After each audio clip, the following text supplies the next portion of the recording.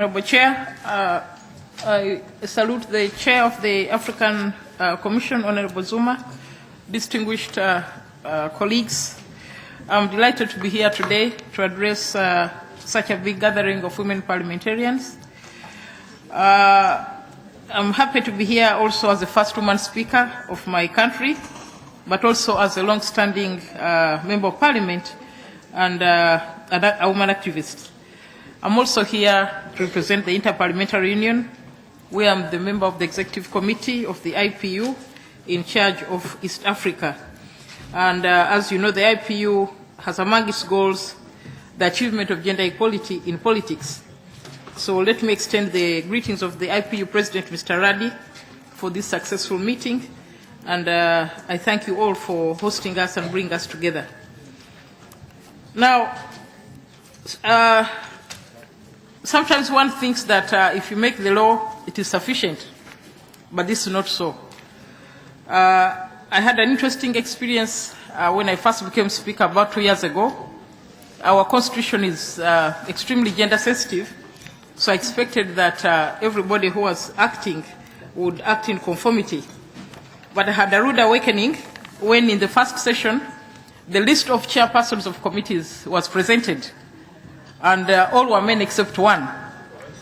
So including from my own party, which has been the champion of women's emancipation.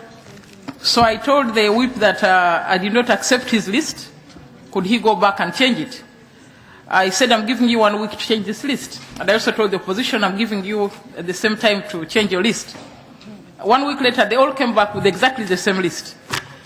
So we battled back and forth until I said, okay, if you defeated me for the first session, I'll fix you in the second session. So in the second session, I made sure that we amended the rules of procedure.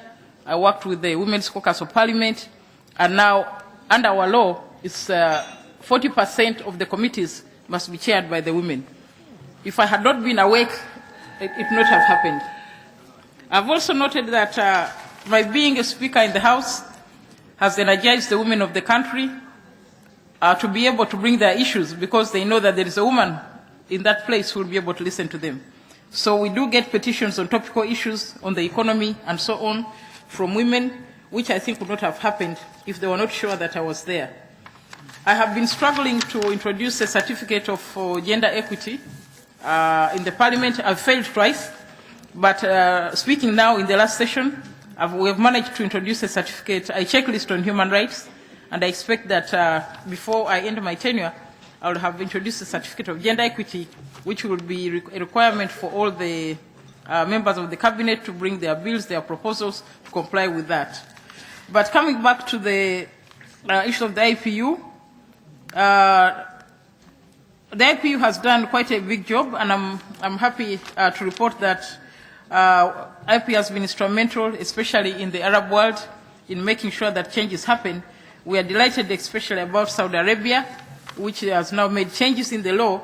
We still have a challenge with Qatar, but we're very, very happy about the progress in the Arab world, and this has been a result of engagement, regular engagement, including sanctions, where delegations that do not bring women issued with sanctions. I think we are the only body, international body, that does have that strict arrangement. So we are also happy for that to report that at least 30% women do attend the IPU assemblies every 6 months, and it is growing, and we're happy about that. Now, how has this happened? This has happened because of the participation, the resolve, the advocacy by the women members attending the IPU, and many of you are here today. I can see some of them.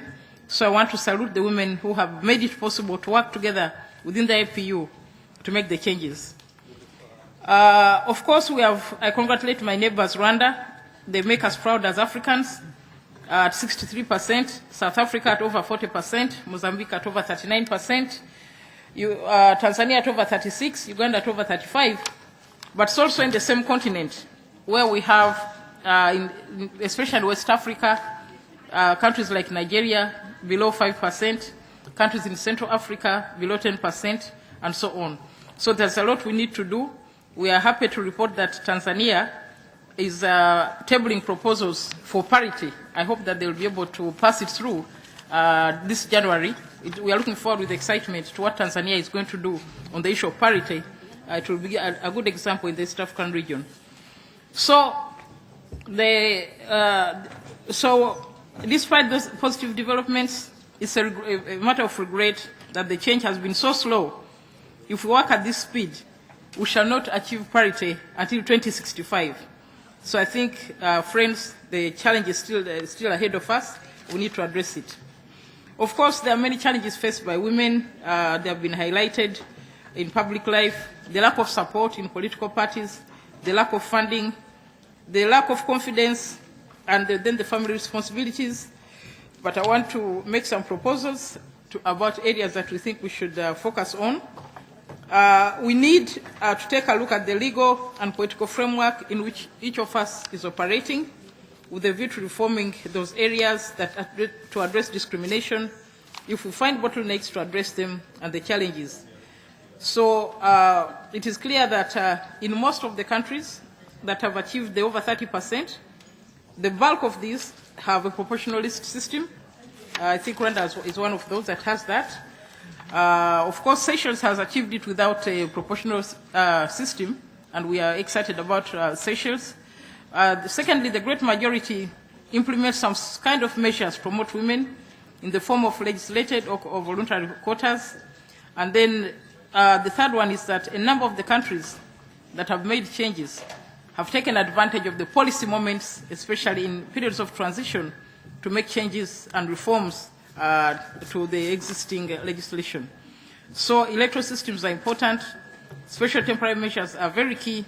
Political moments are very important, and opportunities should be taken as quickly as they are seen. The second one is to focus on the overall empowerment of women.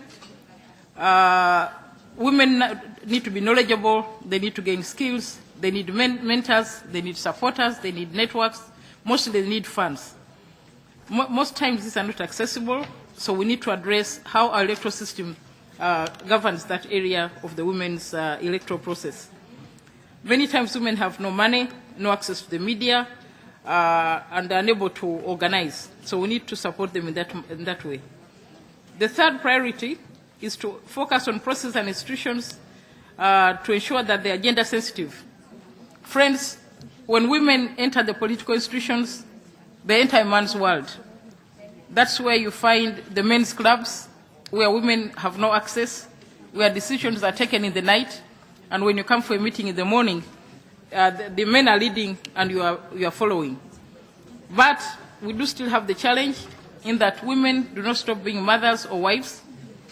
We do have a colleague in the Canadian Parliament who told us that her baby is the most famous child in Canada. This is because the child was born when she was in Parliament, and for over 2 months after the child was born, she used to take the child to Parliament, and they kept on photographing and photographing and photographing. He was also on the front page, meaning that a baby in Parliament is a novelty.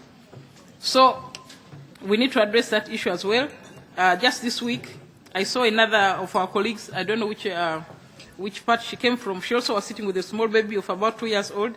The baby has been attending Parliament with her ever since she was born. This is again a novelty.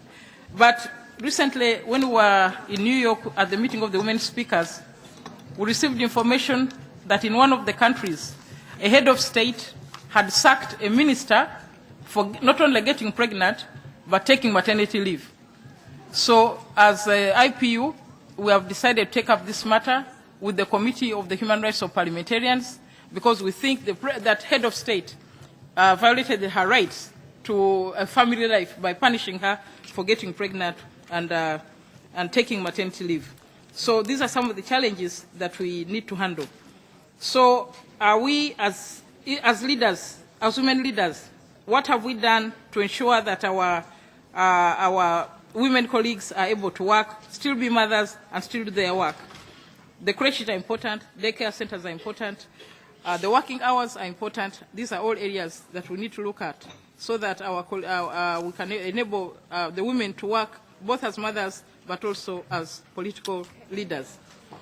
In some parliaments, in some parliaments, there have been efforts to align the parliamentary calendar to the school term so that during the holidays, the House is also on recess to enable the mothers also to be able to stay with the children during the recess. But of course, it's not possible everywhere, but these are some of the things that could be done to make it possible for the women and their families to stay together during the recess and during the holiday so that they have some quality time instead of continuously being absent from one another. So these are among the three priorities. One, the reform of the institutions, the reform of the laws, and the overall empowerment of the women is extremely important in making sure that they are able to carry out their responsibilities. So I want to appeal to our male colleagues, also to our political parties, when we ask ourselves, what are our political parties doing? What are the roles we are playing in those political parties? Are we singing for them, clapping for them, cheering them? What is it the women actually doing in those parties? What is the level of representation of women within our parties? How many of us are members of the central executive committees of our parties? Do we contribute the manifestos of our parties? Are our voices listened to when we speak during those party meetings? All these are areas that we need to do if we are going to keep a foothold within the political parties, which are the gatekeepers of the political offices. So I'm delighted to be here. It's always a pleasure to meet together. Each time we come out energized. I look forward to a very fruitful 2 days together. Thank you, the EU, for inviting us. Thank you very much.